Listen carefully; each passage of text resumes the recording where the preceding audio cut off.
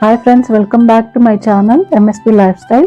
ఈరోజు మనం ఎంతో delicious, tasty, healthy sweet recipe చేసుకోబోతున్నామండి. దీన్ని వీట్ హల్వా అంటారు, గోధుమ హల్వా కూడా అంటారు. దీన్ని చాలా ఈజీగా, టేస్టీగా, ఫాస్ట్గా చేసుకోవచ్చు అండి ఇంట్లో ఉండే వస్తువులతోనే. ఇప్పుడు ఎలా చేయాలో చూసేద్దాం రండి. ఇప్పుడు మనం వీట్ హల్వాకి కావాల్సిన ఇంగ్రీడియంట్స్ చూసేద్దామండి. గోధుమ పిండి 1 కప్పు, బెల్లం 1 కప్పు, పెసరపప్పు 1/2 కప్పు, నెయ్యి 1/2 కప్పు, జీడిపప్పు, కిస్మిస్, ఇలాచీ పౌడర్. ఇప్పుడు ప్రాసెస్లోకి వెళ్దామండి. మనం ముందుగా స్టవ్ ఆన్ చేసుకుందాము. తర్వాత ప్యాన్ కొద్దిగా వేడెక్కిన తర్వాత మనం పెసరపప్పు యాడ్ చేసుకొని వేయించుకుందామండి మంచి రంగు వచ్చేదాకా. సిమ్లో పెట్టుకొని వేయించుకోవాలండి. ఈవెన్గా వేగుతాయి పప్పులు. తూనే ఉండాలి మనం పప్పుని, అప్పుడు ఈవెన్గా వేగిపోతాయి. ఇప్పుడు రాబోయేది సమ్మర్ కనుక మనం పెసరపప్పును విరివిగా వాడుతూనే ఉంటామండి. సో ఇలాగా మనము హల్వా రూపంలో కూడా తీసుకోవచ్చు. ఈజీ ప్రాసెస్లో చేసుకొని మనకి చలువ చేస్తుంది, అలాగే టేస్ట్ కూడా చాలా అద్భుతంగా ఉంటుంది మనకు.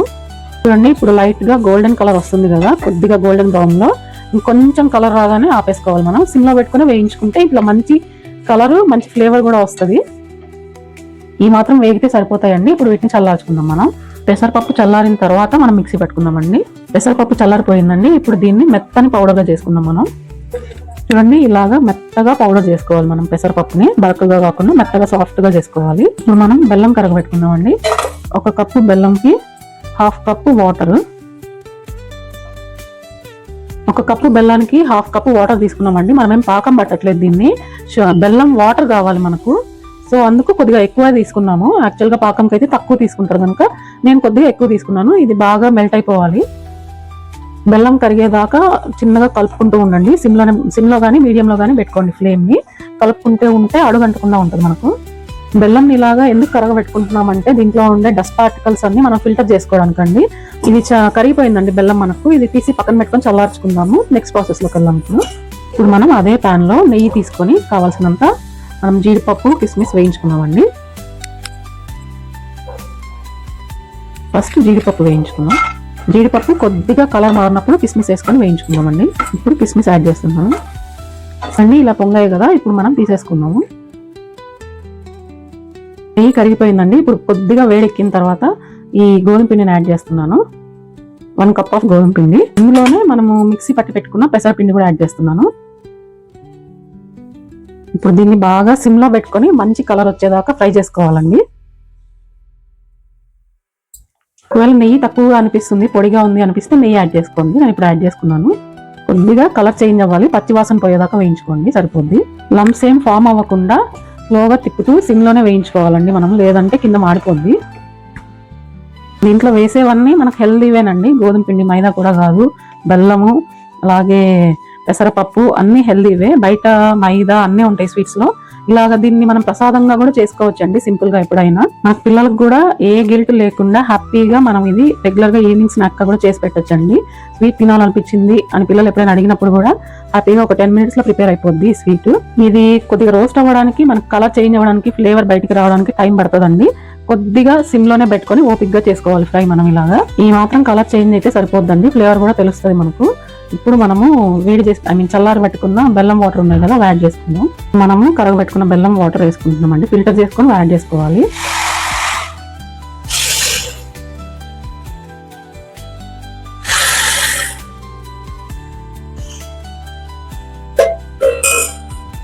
ఇప్పుడు కలుపుకోవాలి మనం.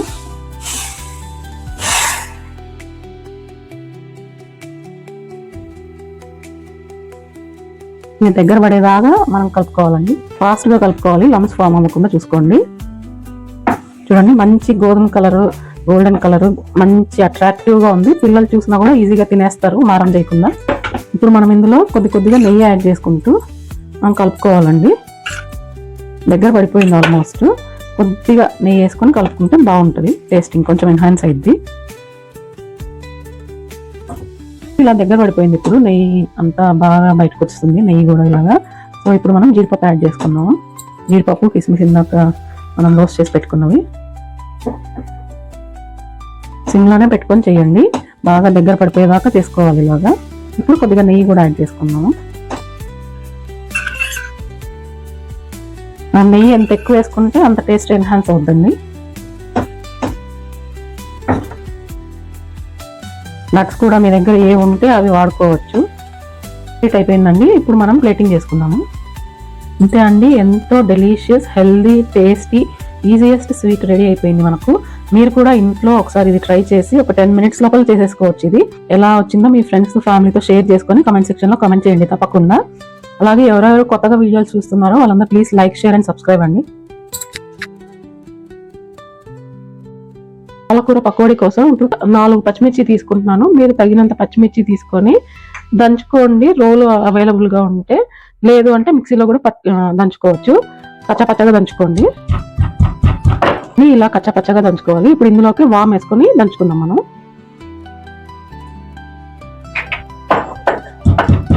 ఇప్పుడు ఇందులోకి కొద్దిగా సాల్ట్ వేసుకుంటున్నానండి. ఆల్రెడీ పాలకూరలో ఉంటది కొద్దిగా, సాల్ట్ మాత్రం చూసుకొని వేసుకోవాలి. పచ్చిమిర్చి, వాము, ఉప్పు కలిపి దంచుకున్నానండి కచ్చపచ్చగా. ఒక బౌల్లోకి తీసుకున్నాను. ఇప్పుడు ఇందులోకి పసుపు యాడ్ చేస్తున్నాను. ఇప్పుడు దీన్ని బాగా కలుపుకోవాలండి. ఈ మిక్చర్ని పక్కన పెట్టేసుకొని పాలకూర తీసుకున్నామండి. పాలకూరని కడిగి కట్ చేసి పెట్టుకున్నానండి. ఇప్పుడు వేరొక బేసిన్లోకి తీసుకుంటున్నాను. కొద్దిగా తడి ఉండేలాగా చూసుకోండి ఆకుకూరకి, అది ఎక్కువ కాదు, కొద్దిగా. మనం పప్పుకైతే కొద్దిగా చిన్నగా తరుక్కుంటాము, ఇది పకోడీకి కాబట్టి కొద్దిగా పెద్దగా తరిగాను. మనం సాల్ట్ మాత్రం చూసి వేసుకోవాలండి. పాలకూరలో ఉంటది కొద్దిగా సాల్ట్. పాలకూరలో ఇందాక మనం దంచి పెట్టుకున్న ఈ పచ్చిమిర్చి మిక్చర్ని వేసుకొని కలుపుకుందామండి. కొంచెం విడివిడిగా వేసుకోండి, ఒకే దగ్గర ముద్దలాగా కాకుండా, కలవాలి కాబట్టి. మీరు పచ్చిమిర్చి తినకపోతే కారం యాడ్ చేసుకుంటే కలర్ మారిపోద్దండి. లైట్ గా వేసుకోండి మీకు తగినట్టు. చిటికెడు ఉప్పు వేసుకున్నామండి. ఇప్పుడు మనం శనగపిండి కూడా యాడ్ చేసుకుందాం. ఇప్పుడు శనగపిండిని యాడ్ చేస్తున్నానండి. కొద్దిగా వేసుకొని కలుపుకోవాలి. మనము కలపకూడదు, ఆకుకూరని లైట్ గా కలుపుకోవాలి. మనకు ఆల్రెడీ పాలకూరలో వాటర్ ఉంటాయి, అలాగే మనం వాష్ చేసుకున్నాం కదా, ఆ తడి కూడా సరిపోద్ది. ఇలాగా లైట్ గా కలుపుకోవాలి. మనకు ఎంత కావాల్సి వస్తుందో అంత చూసుకుంటూ వేసుకోవాలి శనగపిండిని. ఆకుకూరలో ఉన్న తడిని బట్టి మీరు పిండిని యాడ్ చేసుకోవాలండి. మరీ డ్రైగా కాకుండా, మరీ తడిగా జారుగా కాకుండా చూసుకుంటూ వేసుకోవాలి. మనం శనగపిండిని మాత్రం శనగపిండి ఉంటే సరిపోద్దండి, ఇంతకు మించి అవసరం లేదు. స్వీట్ షాప్ లో వాళ్ళు కొద్దిగా కలర్ యాడ్ చేస్తారు కాబట్టి వాళ్ళకి మంచి ఎల్లో కలర్ వస్తుంది. మనం ఇంట్లో పసుపు మాత్రమే వాడుతున్నాం కనుక న్యాచురల్ గా వస్తుంది కలర్. కడాయిలో ఆయిల్ తీసుకొని స్టవ్ మీద పెట్టుకున్నానండి. ఇది కొద్దిగా వేడెక్కేంత వరకు వేడి చేసుకుని మరి తర్వాత మీడియం లో పెట్టుకుని మనం పకోడీ వేసుకోవాలి. నూనె వేడెక్కిపోయిందండి. ఇప్పుడు మనం పకోడీని యాడ్ చేసుకుందాము కొద్దిగా.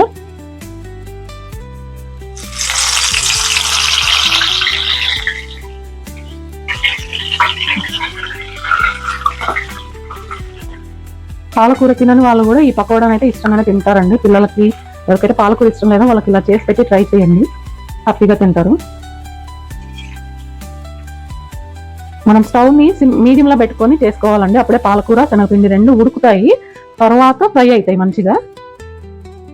కొంచెం ఉడికింది చూడండి. ఇప్పుడు పాలకూర, శనగపిండి ఇప్పుడు హైలో పెట్టుకున్నాను. అప్పుడు మనకు క్రిస్పీగా వస్తాయి. వేగిపోయినాయండి మన పకోడా. ఇప్పుడు మనము ప్లేట్లోకి తీసుకుందాము. తీసుకున్నప్పుడు మెత్తగానే అనిపిస్తాయండి, తర్వాత క్రిస్పీగా అవుతాయి కొద్దిసేపు ఆరిన తర్వాత.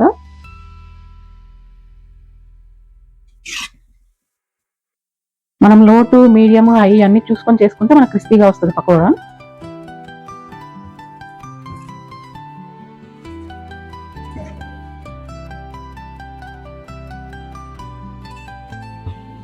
ఇంతే అండి, అయిపోయింది మన పకోడా.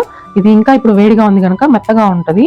సో కొద్దిగా ఆరిన తర్వాత క్రిస్పీగా అవుతుంది. అప్పుడు మనం ఎయిర్ టైట్ డబ్బాలో వేసుకొని ఒక 1 week వరకు స్టోర్ చేసుకోవచ్చు అండి. మెత్తగా ఉన్నప్పుడే స్టోర్ చేస్తే అది పాడైపోద్ది. చూడండి పకోడీ చల్లారిపోయింది. ఇలా అనుకుంటే మనకి ఇలా క్రిస్పీగా అయిపోవాలి పొడి పొడిగా, అప్పుడు రెడీ అయినట్టు మన పకోడీ.